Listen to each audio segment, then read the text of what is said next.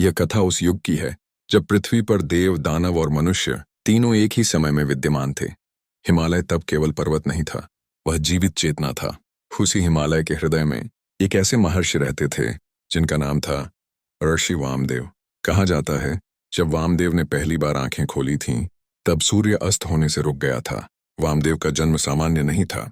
उनकी माता एक महान तपस्विनी थीं, जिन्होंने 12 वर्षों तक मौन व्रत रखा।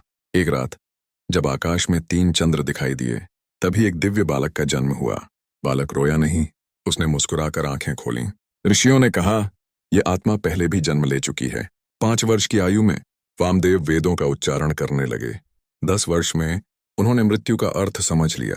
20 वर्ष में उन्होंने इच्छाओं को त्याग दिया और 30 वर्ष में उन्होंने स्वयं को भी त्याग दिया। अब वे केवल चेतना थे। उनका आश्रम जहां था, वहां हिंसक पशु भी शांत हो जाते थे। सिंह हिरण के पास बैठता और सर्प मोर के पंखों के नीचे सोता, क्योंकि वहां अहंकार प्रवेश नहीं कर सकता था। एक दिन आर्यवर्ष का शक्तिशाली सम्राट राजा यज्ञसेन अपने रथ सहित आश्रम पहुंचा। राजा बोला, महर्षि, मेरे राज्य में सब है, पर स्वप्नों में मृत्यु मेरा पीछा करती है। वामदेव ने उत्तर दिया, क्योंकि तुमने दूसरों का समय छीना है। राजा कांप उठा। पूर्णिमा की रात्रि वामदेव ने दुर्लभ काल यज्ञ आरंभ किया। अग्नि नीली हो गई, आकाश घूमने लगा, धरती स्थिर हो गई। राजा ने देखा स्वयं को पूर्व जन्म में अत्याचारी, निर्दोषों की चीखें और उसी कर्म का फल भय। राजा टूट गया। वामदेव बोले, भगवान क्षमा कर सकते हैं, समय नहीं।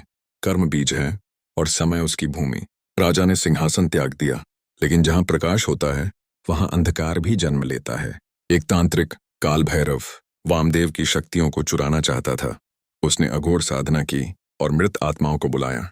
यह युद्ध तलवारों का नहीं था, यह युद्ध विचारों और आत्मा का था। काल भैरव ने समय को बांधना चाहा। वामदेव ने समय को मुक्त किया। 3 दिन 3 रात पूरा वन कांपता रहा। अंततः काल भैरव अपनी ही इच्छाओं में जल गया। अब वामदेव जानते थे उनका कार्य पूर्ण हो चुका है। उन्होंने गुफा में प्रवेश किया और कहा, जब अधर्म बढ़ेगा मैं चेतना बनकर लौटूंगा।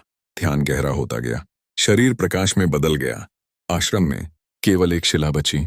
उस पर लिखा था, जो स्वयं को जान ले वही जन्म मृत्यु के पार जाता है। आज भी जब कोई साधक सच्चे भाव से ध्यान करता है, तो वामदेव विचार बनकर उसके भीतर जाग उठते हैं।